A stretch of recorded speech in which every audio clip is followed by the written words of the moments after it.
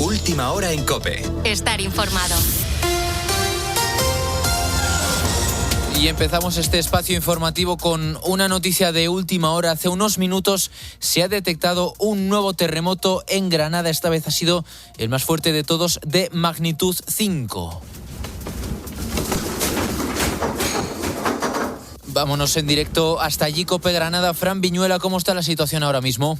Es un susto tremendo. A la 1:04:40 segundos ha sido el momento en el que se ha sentido ese terremoto con 2 puntos clave. El primero, la magnitud 5 grados. Se trata de un terremoto muy considerable, aunque ya el Servicio Geológico Americano lo está colocando en 5,2. Y el segundo factor, la profundidad, entre 0 y 2 kilómetros, lo que ha hecho que esas ondas elásticas que se generan se sintieran con más fuerza. El epicentro, el municipio metropolitano de Alendín. Es una zona de fallas de la cuenca de Granada que en el día de hoy, por ejemplo, ya ha temblado con varios terremotos de 3,7, 2,2 y 2,3 grados. Granada se ha echado literalmente a la calle con una imagen que recuerda a ese enjambre sísmico de enero de 2021 con más de 1.000 terremotos en pocas semanas. Según ha podido saber COPE, los servicios de emergencia de Diputación Provincial y de la Junta de Andalucía ya están activos. Se están revisando daños y desperfectos en estructuras de vivienda y edificios con algunas grietas. De hecho, y esto es última hora, en el municipio cercano de Las Gavias se está valorando ahora mismo desalojar y precintar un edificio muy afectado a consecuencia de este temblor. Bueno, gracias, Fran. Seguiremos pendientes de esta situación tras este terremoto de magnitud 5 en Granada. Al margen, España sigue luchando contra los incendios. En estos momentos el fuego más importante es el de Huesca, el de Peñas de Riglos. La superficie provisional afectada supera las 11.000 hectáreas con un perímetro aproximado de 58 kilómetros. Hay allí desalojadas 18 poblaciones, lo que son más de 1.000 personas. Roberto Bermúdez de Castro es el consejero de Interior del Gobierno de Aragón. Va a haber una mejora sustancial del tiempo. Hay avisos amarillos por tormentas, según la EMET, que también nos da constantemente información. Sí que puede haber mañana que haya diana de tormenta en esa zona, con más de 20 litros de agua. Eso supondría que, aparte de afectar lógicamente al incendio, refrescaría muchísimo la zona y eso nos vendría pues francamente bien. También estamos pendientes del incendio de Niebla en la provincia de Huelva. Allí la situación ha mejorado considerablemente en las últimas horas, a pesar de haber quemado ya 40.000 hectáreas. Las brigadas antiincendios han aprovechado en las últimas horas una ventana de oportunidad para reducir el fuego a un solo frente. El presidente andaluz, Juanma Moreno, asegura que es el principio del fin de este incendio. Se ha ido cerrando ese embudo hasta dejar solo el frente del este. Si las condiciones climatológicas nos acompañan en los próximos días, podríamos estar hablando del principio del fin de este gran incendio. Al margen, en Guadalajara, el incendio forestal de El Recuenco ha descendido a situación operativa nivel 1 y, por lo tanto, se ha levantado la evacuación de la propia localidad allí en Guadalajara y también del confinamiento de la localidad de El Pozuelo en Cuenca. Y empezamos este sábado 15 de agosto, festividad de la Asunción de la Virgen y segundo día de la operación salida más importante del año. Para hoy se espera circulación intensa desde las primeras horas de la mañana en las salidas de las principales ciudades. La DGT prevé 5.600.000 desplazamientos solo por carretera durante todo el fin de semana, Sandra Senjo. Hoy es la jornada más crítica de la operación especial de tráfico. La DGT estima que la franja más complicada en las carreteras este sábado se va a concentrar entre las 8 de la mañana y las 3 de la tarde. Una operación salida con el litro de gasolina, por cierto, por encima del €70 de media y el del diésel superando el €80. Los destinos principales son las zonas de costa, como es habitual, y de forma muy masiva este año los trayectos cortos hacia los cientos de localidades de toda la geografía española que celebran hoy sus fiestas patronales. Vuelvo a casa el fin de semana. Estoy aquí en Madrid por trabajo, yo soy en Miranda de Ebro. Vamos a Benidorm porque hemos ido varias veces y nos gusta. Nos vamos ahora a Valencia, que tenemos ahí una casa y pues vamos ahí de vacaciones. Para este fin de semana hay también más de 22.000 vuelos programados en los aeropuertos y 3.200 trenes en la red ferroviaria española. Con la fuerza de ABC. COPE. Estar informado. En menos de 24 horas arranca la Liga, Miguel Martínez. A las 7 de la tarde vuelve el equipazo de Tiempo de Juego para relatar el inicio de la campaña 2026-2027. A las 7:30 desde Mendizorroza, Deportivo Alavés Getafe, y a las 9:30 de la noche desde el Ramón Sánchez Pizjuán, Sevilla Rayo Vallecano. Rodri ha regresado a los entrenamientos con el Manchester City. Mientras se resuelve su futuro en el mercado, el campeón del mundo se ha puesto de nuevo a las órdenes de Maresca, que lo ha recibido con alegría. Lo primero de todo, como estamos viendo, la ventana de fichajes está abierta. Podemos comprar jugadores, podemos vender jugadores, cualquier cosa puede pasar. Acabo de ver a Rodri ahora en el edificio, le he dado un gran abrazo, se le ve bien, así que veremos qué pasa. En materia de mercado, se ha despedido del Tottenham en sus redes sociales el Cuti Romero antes de que se haga oficial su fichaje por el Atlético de Madrid. En fútbol, ha arrancado la segunda división con victoria del Castellón por 0-1 en Zubieta contra la Real Sociedad B con un gol de Ousmane Cámara. En baloncesto, el Real Madrid ha fichado al escolta ucraniano Max Shulga, procedente de los Boston Celtics, y en los europeos de atletismo de Birmingham, Idaira Prieto ha logrado una cuarta plaza en la prueba de los 10.000 metros. Gracias, Miguel. Sigues en COPE, sigues poniendo las calles. COPE, estar informado.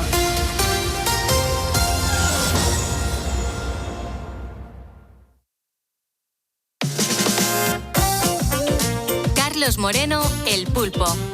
Poniendo las calles. COPE, estar informado.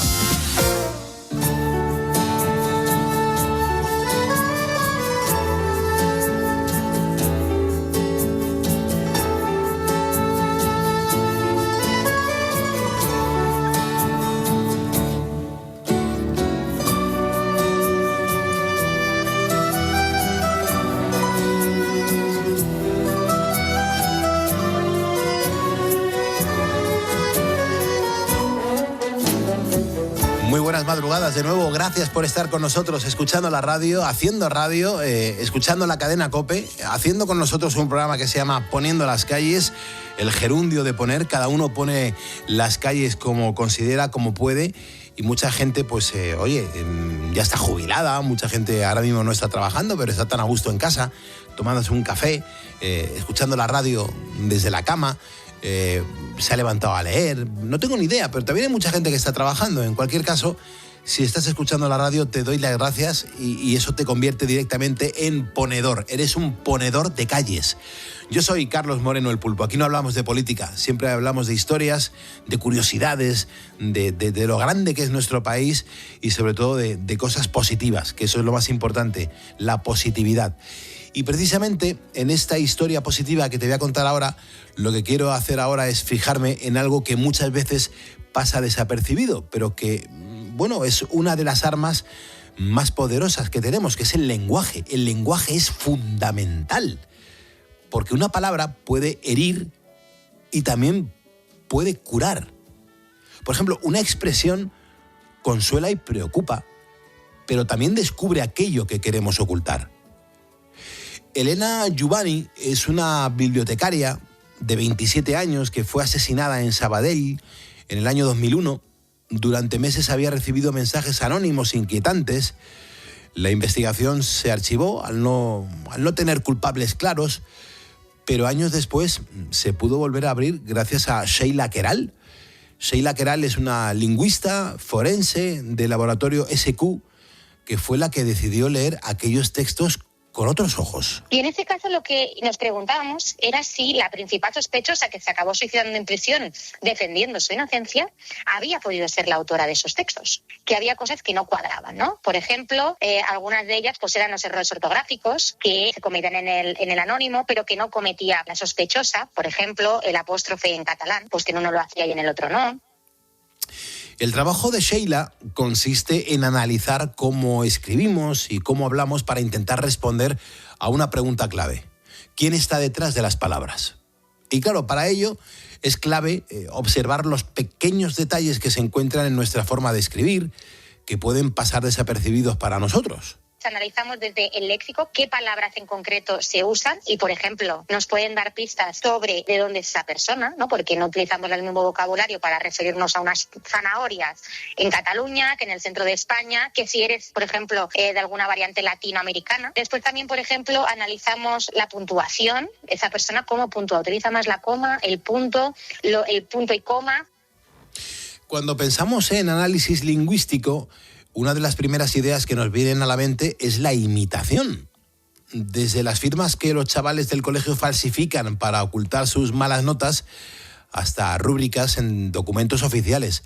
Bueno, pues todos tienen siempre algo en común. Y aquí lo que hacemos es analizar pues todos los niveles de la lengua. Es verdad que hay ciertos niveles, como podría ser el vocabulario, que es más fácil de suplantar, pero hay otros niveles, como por ejemplo el orden sintáctico, cómo ordenamos las palabras, que es extremadamente difícil de imitar. Y por lo tanto, son rasgos que lo hacemos de forma inconsciente y que es muy difícil que nos demos cuenta de que también lo hace como lo hace la otra persona para poderla suplantar con éxito.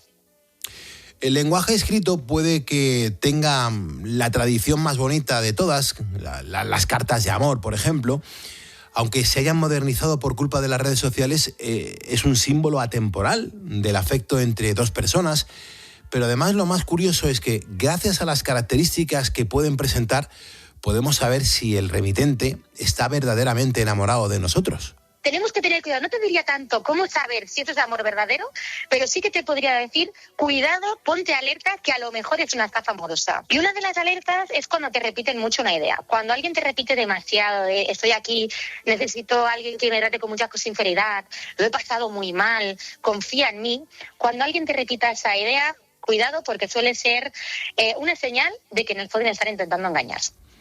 Otro de los problemas modernos que presenta la escritura es la inteligencia artificial. Cada vez es más difícil distinguir un texto original de uno originado y podemos intentar engañar a la persona que está al otro lado con facilidad, aunque de alguna manera siempre dejamos rastro con el lenguaje. Por el momento, la inteligencia artificial podemos decir que sigue dejando huellas, como por ejemplo el guión, ¿no? El guión largo. Pero es verdad que cada vez los sistemas están mejorando más. Lo más complicado de detectar es cuando son textos híbridos, es decir, cuando se mezcla el humano con la máquina, ya sea porque el humano escribe y le pide a la máquina que mejore, entre comillas, ese texto, o al revés, que lo escriba la máquina y el humano lo retoque. Ahí la cosa se nos pone difícil. Sheila ha tenido que analizar miles de textos en su trayectoria profesional. Muchos de ellos han sido duros de leer, otros tiernos y otros simplemente esclarecedores. Pero tras muchos años en la práctica, hay algo que nunca ha dejado de sorprenderle. Muchas veces lo sutil, aquello que vas dejando, ¿no? Gotita a gotita, realmente es lo que más suele calar a una persona, ¿no? A la otra persona, al destinatario, y lo que más consecuencias psicológicas suele dejar después, tema de daño, ¿no? Daño psicológico, tanto sea pues, en violencia de género, ya sea en acoso laboral. Esto realmente es lo que más me sorprende, y la imaginación que hay que tener muchas veces para redactar este tipo de textos. Por eso, por mucho que intentemos disimular, el lenguaje siempre nos va a delatar, siempre. Es cómo escribimos, en lo que repetimos, en lo que evitamos decir. Y en manos de alguien como Sheila, capaz de escucharlas con atención, pues puede convertirse en una prueba decisiva e incluso, bueno, pues en justicia, ¿no? Porque a veces no hace falta un arma, ni una huella, ni una confesión. A veces basta con leer bien. Escuchas Poniendo las calles. Con Carlos Moreno, El Pulpo. COPE. Estar informado. Por cierto, quiero mandar un abrazo a los que están vigilando las carreteras, vigilando las obras, vigilando las comunidades, los que están elaborando el pan, la gente que está en los soportes vitales, la gente que está estudiando, la gente que está al otro lado de la radio intentando refrescarse a través de la radio para sentir una buena compañía. Aquí no hablamos de política. Yo soy Carlos Moreno, El Pulpo. Mira, vamos con una cosa bastante interesante porque es verdad que en la vida hay que tomar decisiones.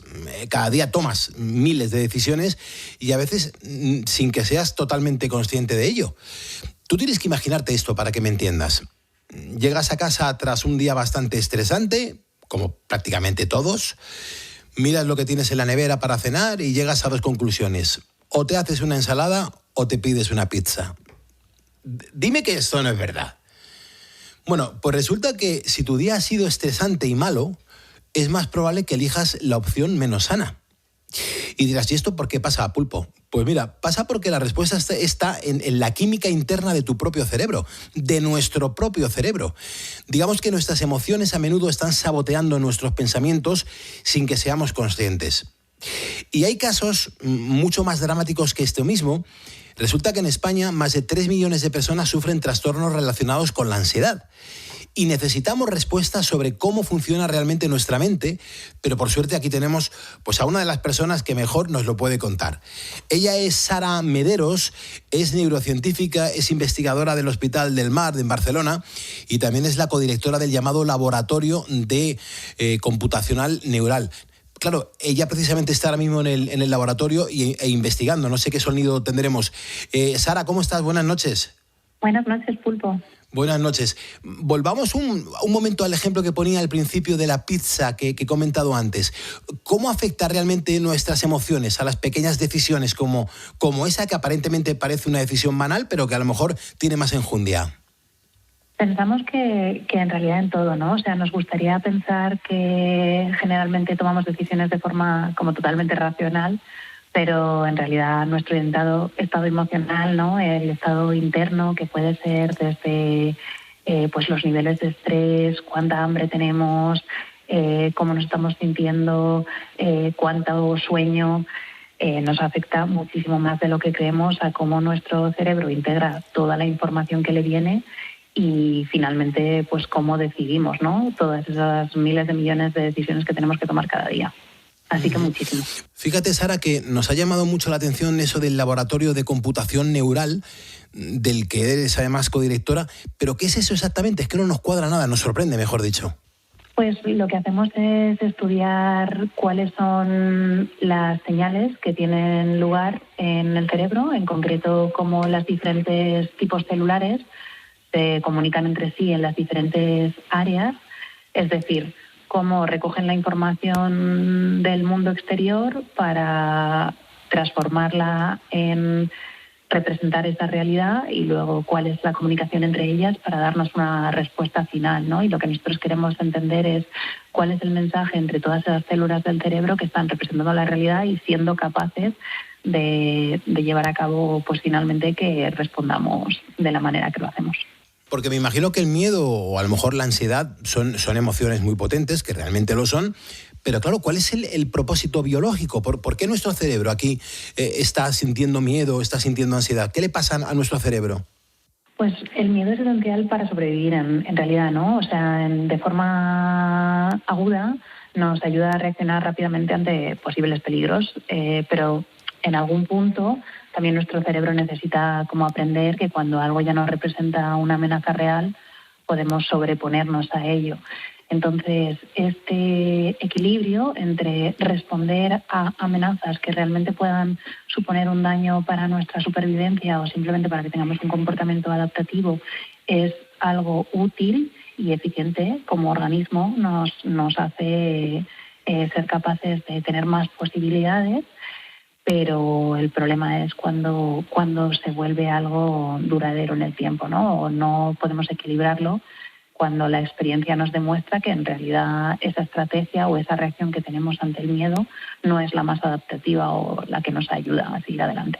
Es verdad que varias personas sienten que, pues que la ansiedad persiste incluso cuando una situación estresante ya ha pasado, pero ¿esto por qué sucede? ¿Esto ocurre a lo mejor en situaciones muy traumáticas o en cosas más cotidianas?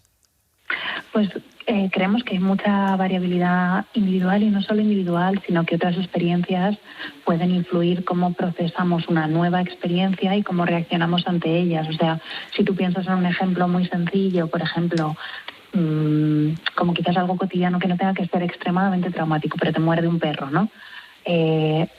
Las primeras nuevas exposiciones a otros perros que vayan por la calle, pues seguramente te vas a acercar con más cautela o no vas a querer que se te acerquen. Ahora bien, con el tiempo, incluso con un par de años, lo normal sería que tú superases esto o te dieses cuenta de que no todos los perros te van a suponer esta amenaza.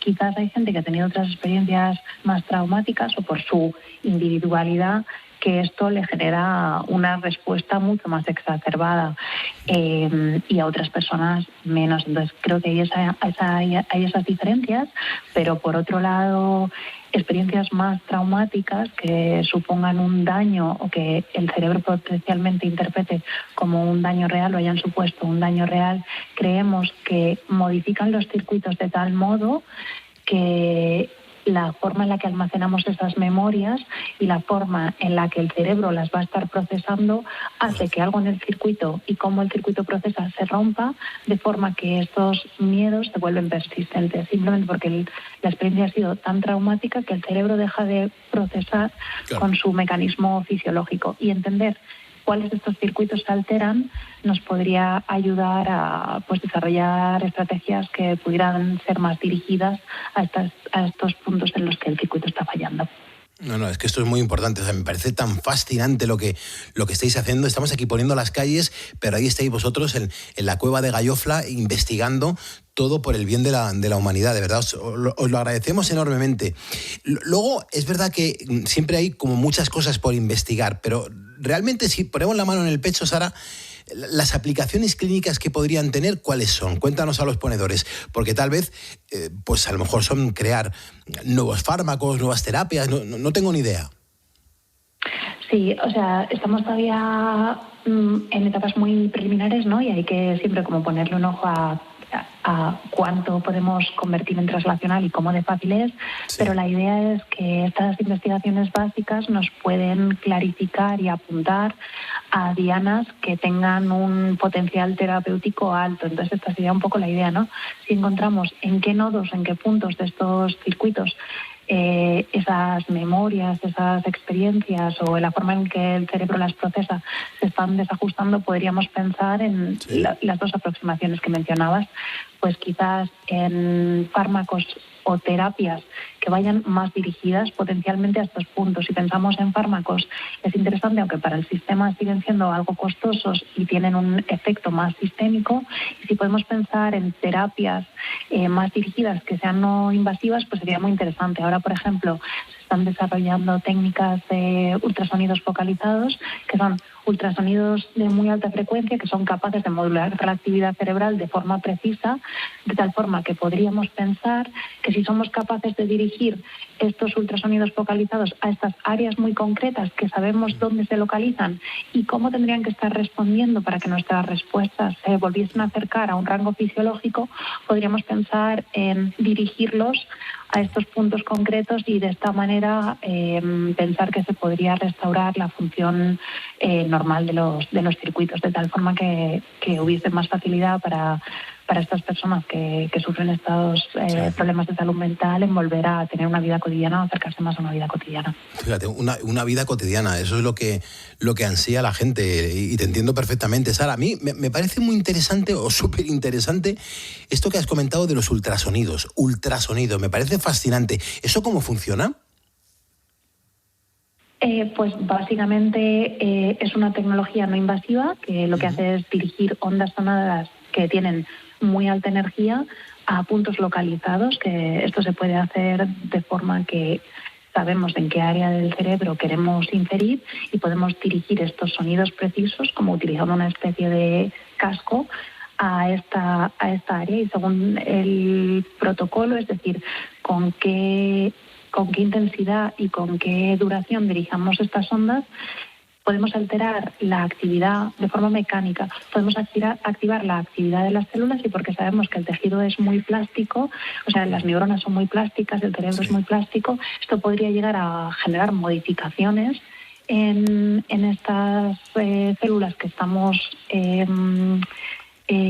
activando o desactivando, de tal forma que podamos controlar su actividad sin tener que haber hecho ninguna estrategia invasiva. Esta sería como el principio y la idea que estaría detrás. De forma que si encontramos cuáles son estas áreas y estas células y en qué rango tenemos que modificarlas, podríamos pensar que estas aproximaciones serían posibles, que además, si consiguen tener modificaciones a largo plazo, pues es una solución interesante para el sistema, ya que no es invasiva y no genera un coste a largo plazo tan alto.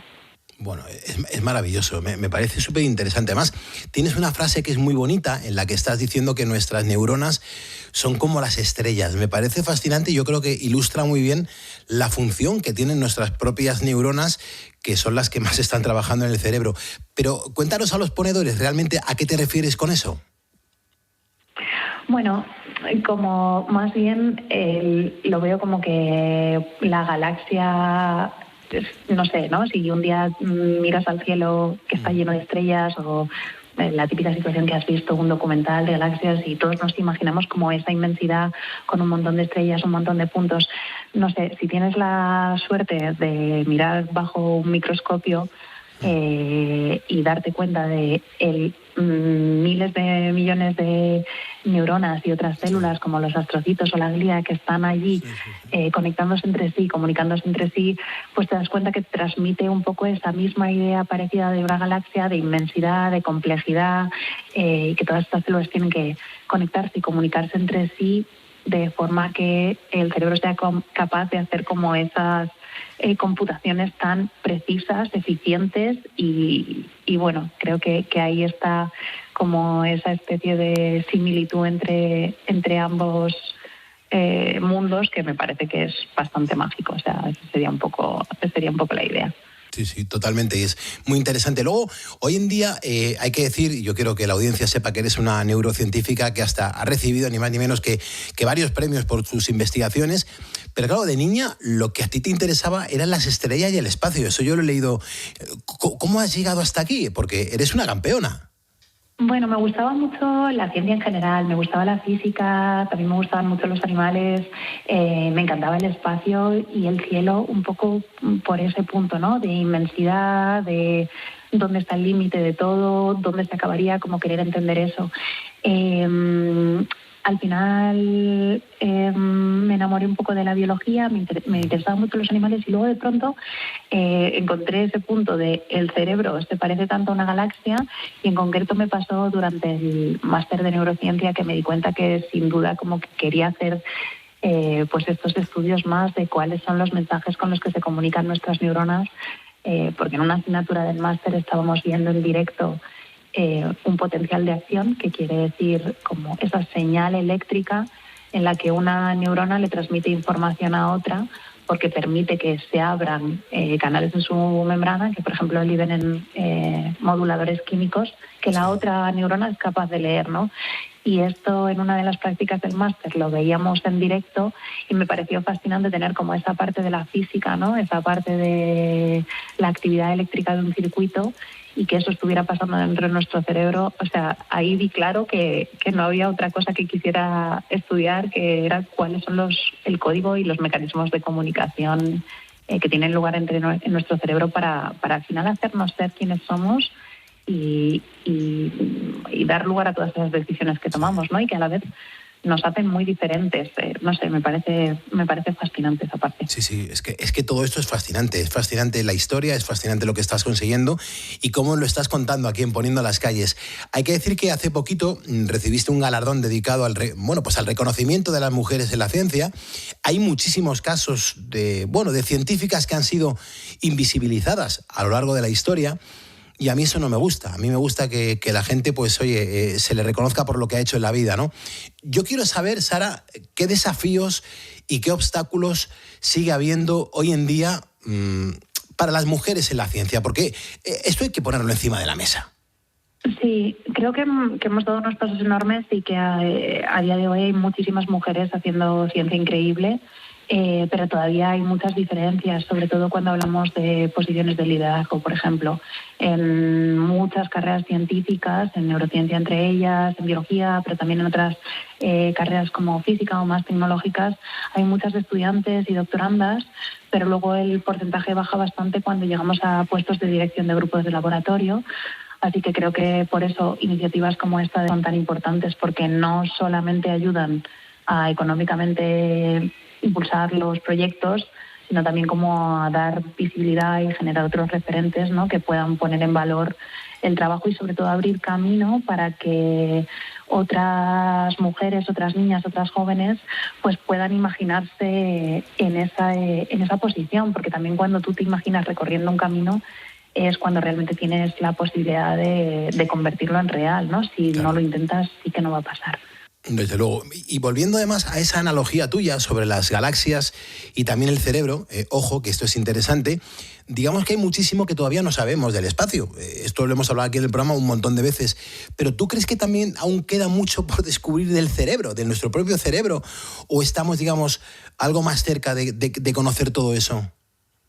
No sé mucho cuánto sabemos de las galaxias, pero del cerebro quedan infinitas preguntas abiertas. Creo que estamos en un punto perfecto para dedicarse a la neurociencia porque hay muchas preguntas por responder.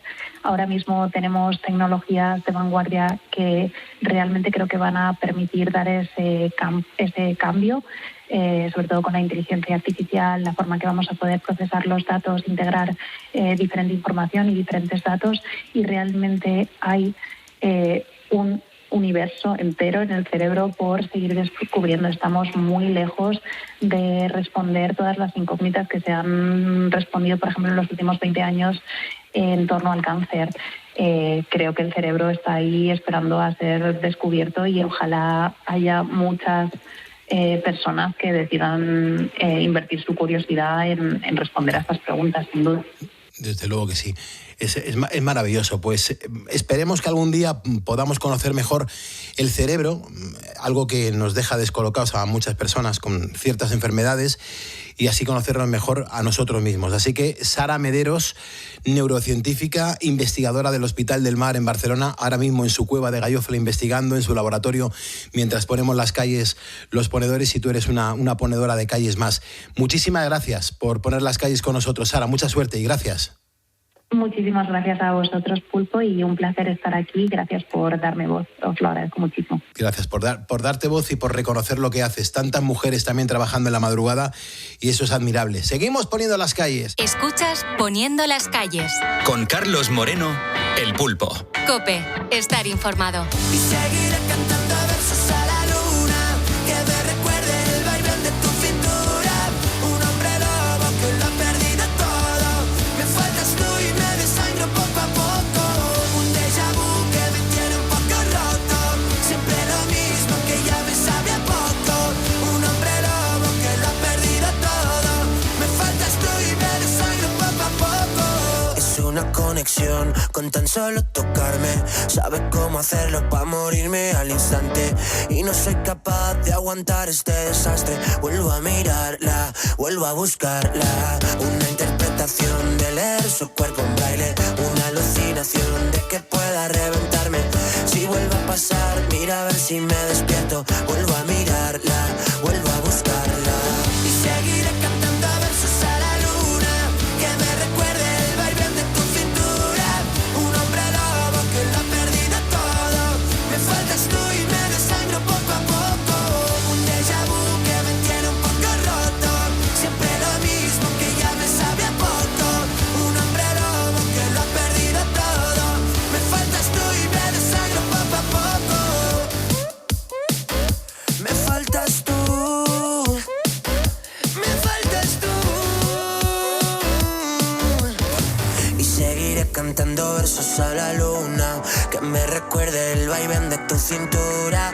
Un hombre lobo que lo ha perdido todo. Me faltas tú y me desangro poco a poco. Y seguiré cantando versos a la luna, que me recuerde el vaivén de tu cintura. Un hombre lobo que lo ha perdido todo. Me faltas tú y me desangro poco a poco. Un déjà vu que me tiene un poco roto. Siempre lo mismo que ya me sabe a poco. Un hombre lobo que lo ha perdido todo. Me faltas tú y me desangro poco a poco. Escuchas Poniendo las calles. Con Carlos Moreno, El Pulpo. COPE, estar informado. Pase lo que pase este verano, te lo contamos aquí. ¿Y hoy en qué consiste la actualidad? En varias fotografías. Tratando de contarte lo que pasa, de explicarte por qué pasa. De lunes a viernes desde las 6, sigue conectado Herrera en COPE. La pregunta es interesante, ¿eh? Venga, va. Bueno, interesante, y yo creo que de respuesta sencilla. Y el 31 de agosto te esperamos en una nueva temporada juntos con Carlos Herrera, Jorge Bustos y Alberto Herrera. Carlos Moreno, El Pulpo. Poniendo las calles. COPE, estar informado. Yo te tengo un plan, por si la rutina te cansa. Te invito a la playa descalza y de la vida descansa. Ven que yo te invito a cervecita fría, una compañía, un traguito al día. Mi filosofía, no me estreso, disfrutemos del proceso. Contigo siempre vacaciones, Aquí seguimos, poniendo las calles en la cadena COPE. No queda nada para las vacaciones y claro, eso entenderás, ponedor, que nos pone muy pero que muy contentos. Rosa Rosado, perdona que te diga, pero ya te huele el culo a playa. ¿Qué quieres que te diga? Efectivamente, Pulpo, no lo quería yo decir, pero es que está al caer. En este país empieza uno de los momentos del año que casi todo el mundo espera con muchísimas ganas, que son las vacaciones, el cambio de ritmo, el por fin parar un poco. Así que bueno, antes de que cada uno se vaya donde buenamente quiera y donde le deje su bolsillo, pues hoy os traigo algunas claves sencillas para que seáis un poquito más felices estas vacaciones. ¿Qué te parece, Pulpo? Me parece necesario, sobre todo necesario. Pues sí. Porque estos tips siempre nos vienen muy bien a todos. Mira bien, hay que recordarlo. Son cosas sencillitas porque no hay recetas mágicas, no hay grandes teorías. Son pequeños gestos que a veces cambian bastante más de lo que pensamos, pero como no les dedicamos tiempo, pues claro, se nos olvida. Y es curioso, porque si pensamos en lo que asociamos a la felicidad, a menudo parecen cosas muy sencillas. Mira. Sí. A mí, si me tocara la lotería, sería muy feliz, pero que muy feliz. Yo me iría un mes entero a las Maldivas, pero sin mirar el reloj, sin mirar la cuenta bancaria. No madrugar, irme a dormir tranquila sin saber que tengo una alarma al día siguiente. Para mí la felicidad sería despertarme en medio del monte con el sonido de los pájaros y una fresca brisa acariciando mi cara. Eso sin duda sería el clímax de mi vida. Vivir sin prisas, como sin horario, sin estrés. No marques las horas, porque voy a enloquecer. Ay. Ella se irá para siempre cuando amanezca otra vez. Más nos queda esta noche para vivir nuestro amor. Da cosa hablar, ¿verdad, con esta canción, Pulpo? Sí, yo lo dejaría un poquito más y bajaría un poquito la luz, perdóname, ¿eh? Caramba, esto se está poniendo calentito, ¿eh? Calentito. Detén tu camino, porque mi vida se apaga. Ella es la estrella que alumbra mi ser. Yo sin su amor no soy nada. Ay, bueno, pues... Cállate un poco, hombre. Esta noche perpetua. Va a terminar la canción, la sección y me voy a tener que ir, Pulpo, ya. Ya. Se va a terminar la sección. Ya, pero que te conozco. Venga, dime otra cosa, vamos. A ver, sin prisas. Vale. Dormir sin prisas, tiempo libre, desconexión, estar con la gente que queremos, quien nos toque la lotería si puede ser, o simplemente no mirar el reloj. Este reloj, por favor, no marquen las horas, estate quietecito que nos dure mucho el verano y las vacaciones. Pero la felicidad no siempre depende solo de las circunstancias, también tiene mucho que ver con cómo vivimos lo que nos pasa. Por eso, antes de que empiecen oficialmente estos días de relax, os traigo algunas claves sencillas para intentar ser más felices. Porque, como decía, no hay recetas mágicas. Son pequeños gestos. Porque no es lo mismo ser feliz que ir tirando. No es lo mismo, pero no es igual. Porque a veces uno va cumpliendo días, resolviendo cosas, sigue adelante, pero sin preguntarse demasiado cómo se está sintiendo uno por dentro. Hay mucha gente que no está mal, pero tampoco está bien. Ya. También es verdad. Y a veces en verano, cuando bajamos el ritmo, ahí nos damos cuenta de la diferencia y te das cuenta de que algo no marcha como debería marchar. Entonces el problema es que ahora parece que tenemos que estar bien todo el tiempo. Y eso lo vemos en las redes sociales, en muchos sitios, donde se nos muestra una especie de felicidad permanente, una pose que muchas veces no es real. Y eso tampoco ayuda. Entonces la primera pregunta que vamos a intentar responder con el psiquiatra Javier Quintero es si nos hemos vuelto demasiado exigentes con nuestra propia felicidad. Si hemos convertido la felicidad, digamos, en una obligación agotadora. Efectivamente, ¿no? Lo cual condiciona frustración, porque al final efectivamente, ¿no? Nos parece que necesitamos, ¿no? Que tenemos la obligación y a veces incluso el derecho de ser feliz, ¿no? A veces he escuchado eso, no, es que yo me merezco ser feliz. Bueno, pero ¿qué vas a hacer para conseguirlo?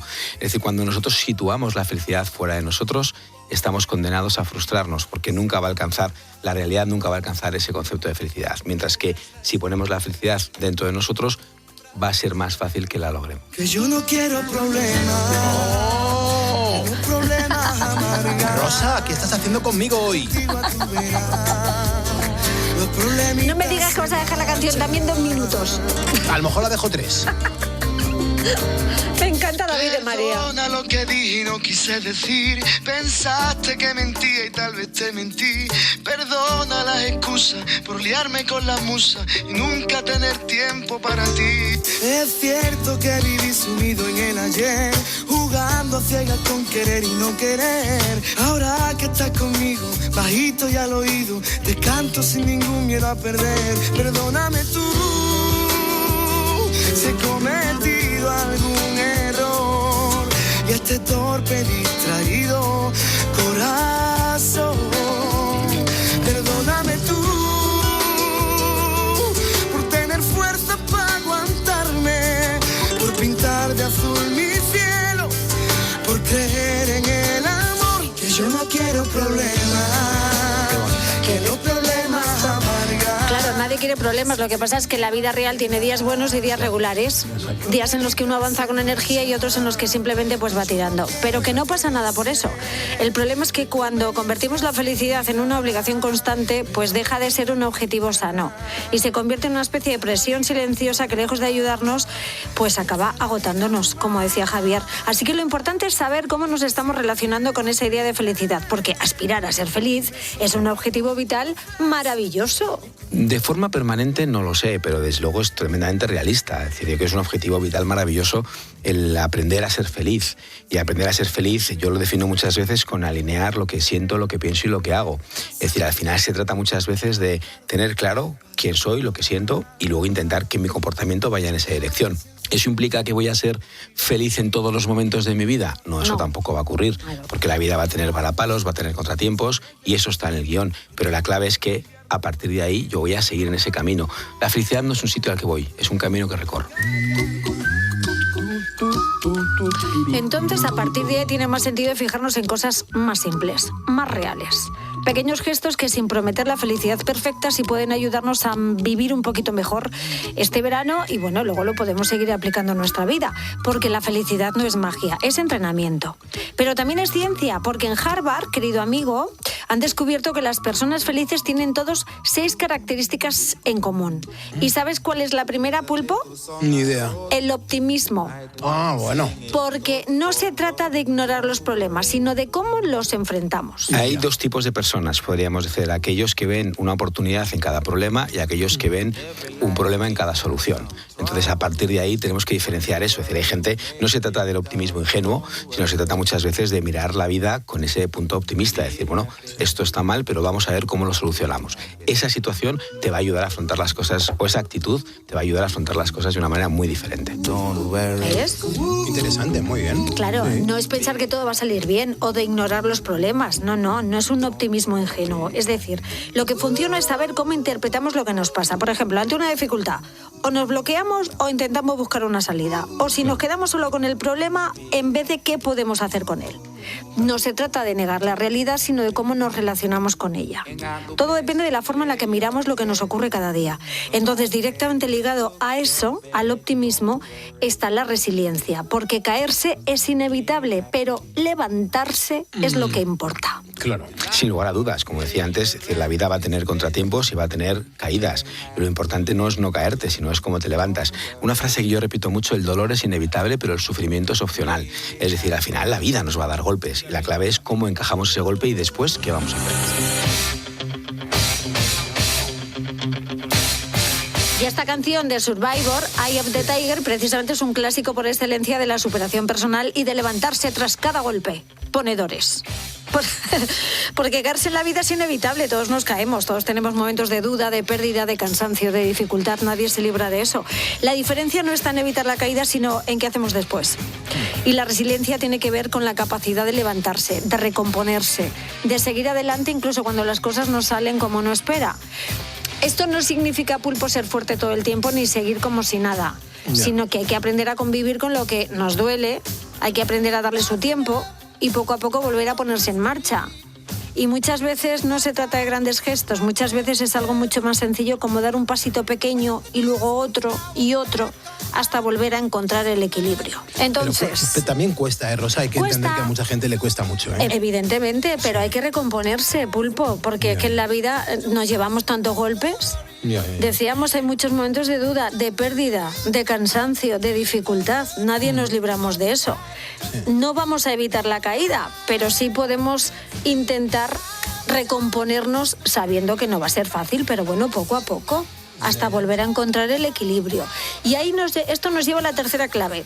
Un enemigo silencioso como es la procrastinación. Es decir, esa costumbre de dejar todo para mañana. Dejar todo para el último momento, sí, es verdad. Pues eso es un error. Y vamos a ver por qué actuar hoy nos hace más felices que posponerlo. Posponemos algo cuando de repente nos es incómodo hacerlo. Entonces, al posponerlo tenemos un punto de alivio, pero no lo hemos resuelto, se queda ahí guardado, con lo cual va a volver a aparecer y va acumulando con más cosas que vamos procrastinando. Mientras que cuando vamos resolviendo tareas, te produce una satisfacción. Pues esto es lo mismo. No es cuestión de, bueno, pues ya lo haré. No, lo vas a hacer. Resuélvelo ya si lo puedes resolver rápido, ¿no? Esa sensación de alivio momentáneo de ahora no, después, ¿no? Pues eso evidentemente no funciona para ser feliz.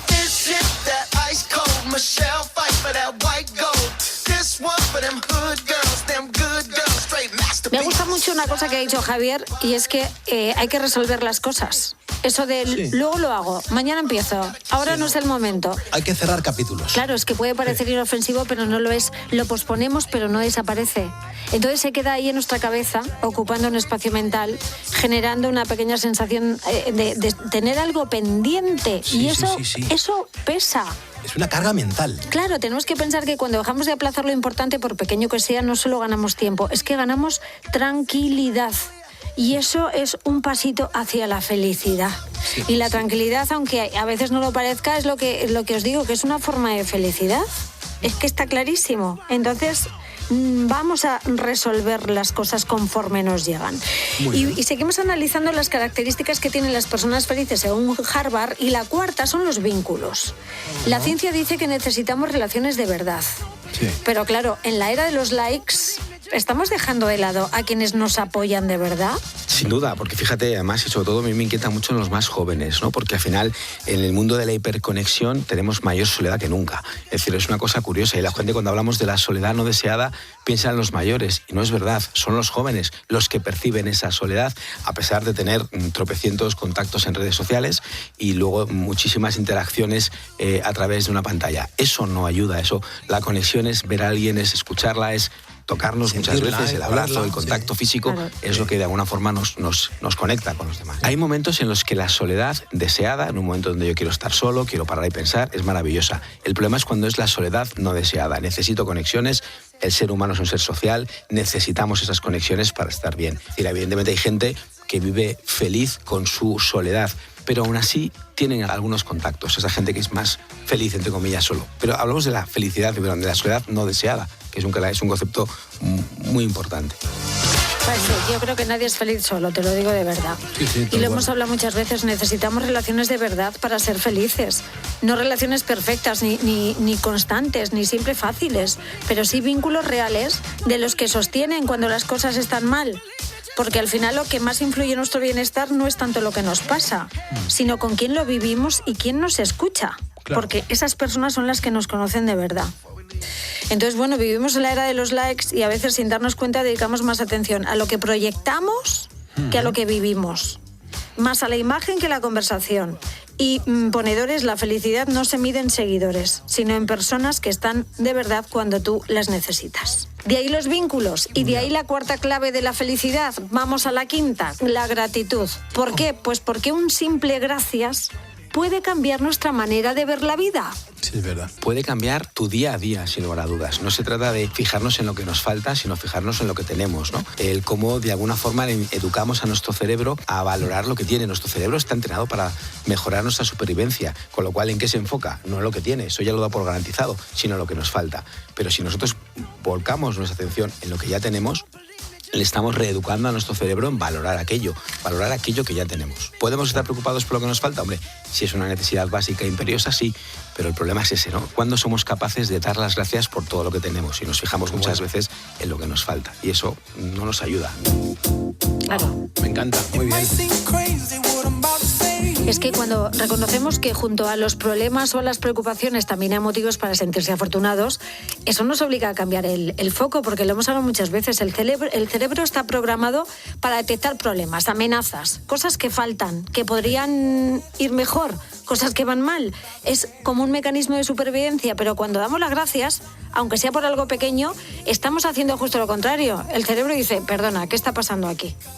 Claro, es un motivo también para sentirse afortunado. Gracias, porque un amigo que llama para preguntar cómo estás, una conversación agradable, una tarde tranquila, un café, una buena noticia. Yo qué sé, la gratitud no cambia la realidad, pero sí puede cambiar la forma en la que la interpretamos. Exacto. Porque un simple gracias es que tiene tanta fuerza, porque no solo mejora el día de quien lo recibe, también nos recuerda que incluso en los momentos difíciles hay cosas buenas, hay gente buena que a veces no somos capaces de ver. Claro. Por eso la gratitud es tan importante para ser feliz. Es tener cierta empatía con el otro y ser agradecidos. Es vital, es fundamental. Eso nos hace ser un poquito más felices. A todos nos gusta eso. Y eso nos da felicidad. No lo olvidemos por pequeño que sea. Sí. Y otro pilar fundamental de la felicidad con el que vais a flipar. Hacer 30 minutos de ejercicio al día. Sí, sin duda. Además, la gente se sorprende cuando hablamos del ejercicio. Yo digo que el ejercicio, el ser humano está diseñado para caminar, para recolectar, para cazar, es decir, para estar activos. El sedentarismo no te ayuda a ser feliz. Necesitamos ese movimiento, esa actividad física. 30 minutos con una actividad adecuada, ¿no? Ajustada a las características individuales, te va a ayudar a ver el día de otra manera.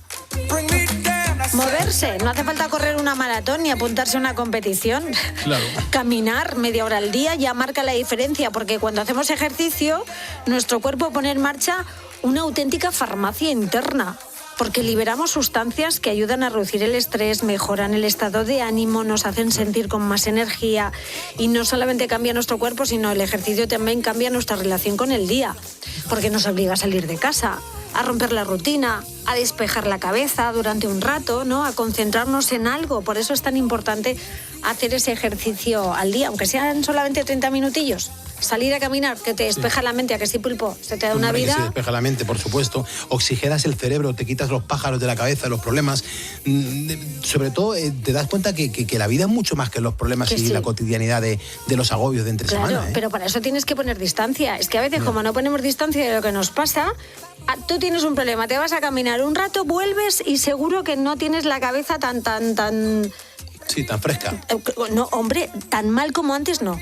Porque seguro que has oxigenado un poquito el cerebro, le has dado un poquito de espacio al problema y seguro que ya no es tanto, o a lo mejor se te ha ocurrido alguna solución o alguna forma de afrontar lo que te haga sentir mejor. Pues esto hay que hacerlo, Rosa, lo tenemos que defender. Hombre, claro, Harvard es muy lista, la universidad es muy lista, entonces si la ciencia dice que estas 6 características las tienen las personas que son un poquito más felices, vamos a ponerlas en práctica, vamos a ser optimistas, vamos a resolver los problemas, no vamos a dejarlos pasar, vamos a ser resilientes, es decir, que nos caemos, nos levantamos, cada uno necesita el tiempo que necesite, pero hay que seguir adelante. Los vínculos, la gente que nos rodea es muy, muy importante, dar las gracias también, hacer deporte también. Entonces, como veis, la felicidad no es una lotería, es algo que se construye. Entonces tenemos que intentar entender la felicidad como un hábito que se entrena, porque la buena noticia es que ser feliz se entrena. Y además, según Javier, necesitamos 21 días para crear el hábito de ser feliz. Todo lo que hemos hablado, es decir, al final, cada una de las cualidades que hemos planteado, hay gente que las tiene de manera innata y los que no, pues tendremos que aprenderlas. Es decir, que al final se trata muchas veces de identificar qué es lo que no funciona, qué es lo que no me permite vivir a gusto, en bienestar, en equilibrio, y a partir de aquí identificarlo para poder mejorarlo, ¿no? Y eso es un trabajo, es un hábito. Y lo de los 21 días es simplemente porque la neurociencia nos plantea que para que alguna acción se transforme en un hábito, necesitamos hacerla durante 21 días continuas. Es decir, si yo le dedico todos los días 5 o 10 minutos a conocerme, a plantearme, es un poco lo que yo propongo con el libro, a conocernos, a contestar esa pregunta de cómo estás, de cómo estoy, lo hacemos durante 21 días seguidos, el 22, 23 y en adelante es una inercia mucho más fácil. No quiere decir que en 21 días ya estamos fenomenal, sino que quiere decir que en 21 días hemos cogido esa inercia, ese hábito de cuidarnos. Claro, 21 días es el tiempo que tarda nuestra mente en formatearse, digamos, y en empezar a mirar la vida de otra forma, incorporando todas estas claves que hemos ido viendo en nuestro día a día. Y bueno, y la forma de hacerlo es verdad que Javier tiene un libro donde te habla precisamente de esos 21 días para crear el hábito de ser feliz. Ahora bien, todas estas claves tienen algo en común, y es que empiezan por uno mismo. tú eres el culpable de tu optimismo, resiliencia, gratitud, ejercicio, cuidar las relaciones. Son hábitos que nadie puede hacer por ti. Porque la felicidad es un hábito, es un trabajo personal. Claro. Pero ¿qué pasa? Que si nosotros estamos bien e incorporamos todo esto a nuestra vida, vamos a crear un entorno más sano en nuestra familia, en nuestros hijos. Primero nosotros y después, casi sin darnos cuenta, en las personas que queremos. Y en esto también nos va a ayudar Javier Quintero. ¿Cómo se construye la felicidad en casa y cómo educamos hijos felices sin caer en la sobreprotección? Pues fíjate, es algo que es curioso, ¿no? Es decir, a veces encontramos, ¿no?, sobre todo en los jóvenes, una regulación emocional muy compleja que no les permite ser felices. Es cierto que no es fácil, ¿no?, cuando eres pequeño, identificar ese propósito de la vida, ¿no? Yo qué quiero, ¿no? Hacia dónde quiero encaminar mis pasos, y cada vez los vemos más confundidos incluso. ¿Qué es lo que tenemos que educarles? En que sean resilientes. Es decir, no se trata de que no se frustren, se trata de que aprendan a gestionar la frustración. Hay una capacidad, ¿no?, de irles, porque la vida les va a frustrar. El problema está en que cuando nosotros les sobreprotegemos, les estamos sustrayendo, les estamos robando una capacidad de aprender a gestionar esa frustración. Claro. Porque en algún momento eso va a ocurrir. Va a ocurrir algo que la vida no les va a satisfacer inmediatamente en lo que ellos quieren o esperan. Y eso condiciona la frustración. Si ha aprendido a gestionarlo, eso no es un drama. Si no ha aprendido a gestionarlo, se desmorona. Interesante, ¿eh? Sí, porque claro, a nosotros nos cuesta, pues imaginaos también a nuestros hijos. Todos queremos que nuestros hijos sean felices. El problema es que a veces confundimos felicidad con ausencia de dificultades. Y si a nosotros nos cuesta hacer frente a las dificultades, claro, queremos protegerles, pero es que no, es que se van a enfrentar a las mismas dificultades antes o después. Porque la vida trae decepciones, cambios, errores, frustraciones. No podemos evitarles todo eso. Lo que sí podemos hacer es enseñarles a afrontarlo, que es lo que estamos intentando esta noche con todas estas claves para que seamos un poquito más felices. Porque educar no es protegerles de la vida, sino prepararles para vivirla.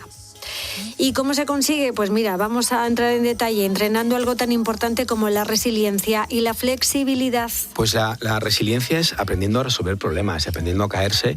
No se trata, con los pequeños, no se trata de evitar que se caigan, se trata de ayudarles a levantarse. Es decir, que de alguna forma a veces, ¿no?, y yo muchas veces lo explico, cuando un niño pequeño empieza a caminar, ¿no?, mamá se pone alrededor y papá para que no se caiga. Necesita caerse, es muy bajito, la altura no se preocupe, que no esté con el pico de la mesa, por supuesto, pero necesita caerse para aprender a controlar sus cinturas, tanto la escapular como la pélvica, para poder coger equilibrio. Si no le dejamos caerse, no va a aprender a caminar. Eso mismo hay que proyectarlo a lo largo de toda la vida del pequeño. Es decir, necesita aprender a tener esos pequeños tropezones para aprender a levantarse. Eso es clave. Y la flexibilidad, proponiéndoles cambios. Es decir, de alguna forma que aprenda, que se equivoque, que tome decisiones, no pasa nada. Es decir, nosotros no tanto evitar que se equivoque, sino que aprenda de sus errores. Y eso le va a permitir ir generando ese espacio, que al final no se trata de que la vida no le frustre, sino que aprenda a gestionar las frustraciones de la vida. Vacaciones de verano. ¡Anda, nena, conte! Sí, vamos a empezar a hacer esto en estas vacaciones, ¿qué os parece? Muy bien. Porque al final, más que buscar la felicidad, se trata de aprender a construirla cada día. Nosotros los mayores y con nuestros hijos en casa, con nuestra pareja, con nuestros amigos. Yo espero que todos estos consejos os sirvan para que seáis un poquito más felices, aunque ahora mismo la felicidad para muchos está llegando en forma de vacaciones. Pero es un buen momento para poner en marcha todos estos hábitos. Pulpo, yo creo que no es complicado. Vamos a tenerlos un poquito presentes, ¿no? Sí, es necesario además. Claro, para nosotros, y sobre todo es que estando nosotros bien, vamos a crear felicidad a nuestro alrededor y vamos a tener unas vacaciones estupendas con nuestra familia, con nuestros hijos, con quien estemos. Yo creo que es fundamental. Y espero lo necesitamos. Que, y espero es que ya que es una os sirva. necesidad, ¿eh? Claro, sí. Además, termina un año muy duro y yo creo que el verano es para resetear y las vacaciones lo son aún más porque tenemos tiempo para dedicar a pensar un poquito, no pasa nada. Y se ha pasado rápido la temporada, Rosa. Se ha pasado, igual que se va a pasar el verano volando, Pulpo. Sí. Se va a pasar el verano volando, con lo cual aprovechemos el tiempo y vamos a querernos mucho y a protegernos mucho de la mala gente y rodearnos de buena gente y aprendamos a vivir con alegría, Pulpo. Y a tomar alguna horchata fresquita y estar con la familia y con los amigos, ¿verdad? Hombre, irnos de pinchos, de tapas. Viva la vida, ¿no? Pues sí, un vinito fresquito. Anda, ven para acá, que te voy a dar un abrazo. Un helado, ay, qué rico, un polo de limón, me encanta el polo de limón. Bueno. Y estos abrazos son maravillosos, vamos a abrazarnos mucho este verano, chicos. Rosa Rosado, mil gracias. Un besito a todos ponedores, ¡feliz verano! Carlos Moreno, El Pulpo. Poniendo las calles. COPE, estar informado. Vacaciones de verano.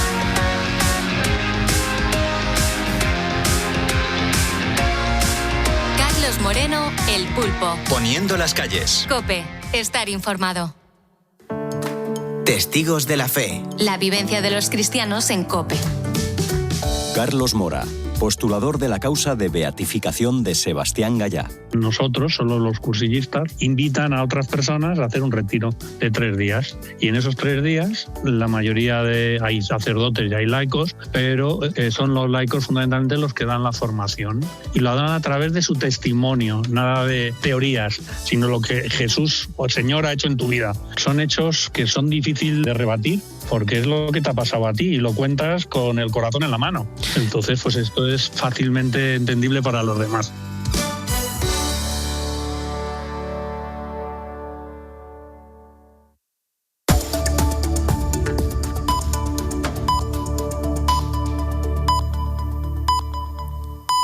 Son las 3, las 2